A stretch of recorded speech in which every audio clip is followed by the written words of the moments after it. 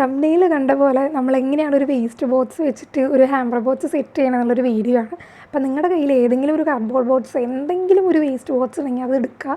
അതിനുശേഷം നമുക്ക് വെക്കേണ്ട ഐറ്റംസ് വെച്ചിട്ട് അതിൻ്റെ സൈസൊക്കെ ഒന്ന് നോക്കി 4 സൈഡും ബോട്ടം പോർഷനും ഒന്ന് കട്ട് ചെയ്തെടുക്കുക. അപ്പോൾ ഞാനിവിടെ ഓൾറെഡി കട്ട് ചെയ്ത് വെച്ചിട്ടുണ്ട്. ഇനി നമുക്ക് ഇതൊക്കെ ഒന്ന് ഒട്ടിച്ച് കൊടുക്കണം.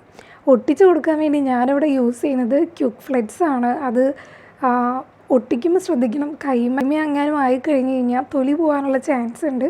ഇൻ കേസ് തൊലി എങ്ങാനും പോയി കഴിഞ്ഞ് കഴിഞ്ഞാൽ ഐസിൽ കുറച്ച് നേരം ഇട്ട് വെച്ചാൽ മതി കൈ, അപ്പോൾ അത് പോയി കിട്ടിക്കോളും.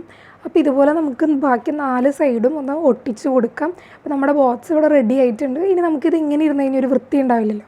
അപ്പോൾ നമുക്കൊരു ചാർട്ട് പേപ്പർ വെച്ച് അതൊന്ന് പൊതിഞ്ഞെടുക്കാം.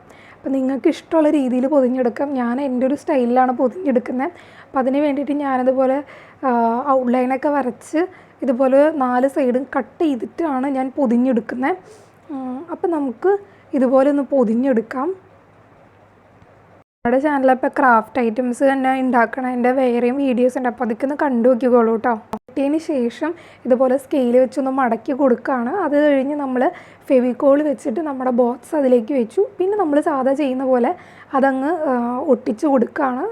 ഫുള്ളായിട്ടൊന്ന് കവർ ചെയ്തെടുത്തു. അത് കഴിഞ്ഞ് നമുക്ക് ടോപ്പിലോട്ട് വേണ്ട തുറക്കണ ഭാഗമുണ്ടല്ലോ, അത് ഞാനിവിടെ ഈ ഒരു രീതിക്കാണ് ഞാൻ ചെയ്യുന്നത്. നമുക്ക് ഇഷ്ടമുള്ള പോലെ ചെയ്യാം.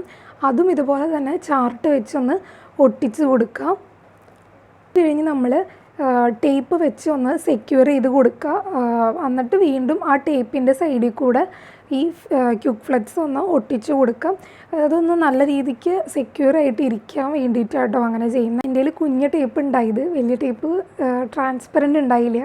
അതുകൊണ്ട് ഞാൻ ഇത് വെച്ചൊന്ന് അഡ്ജസ്റ്റ് ചെയ്യുവാണ്. അപ്പോൾ നിങ്ങളുടെ കയ്യിലുള്ളതനുസരിച്ച് ചെയ്യുക.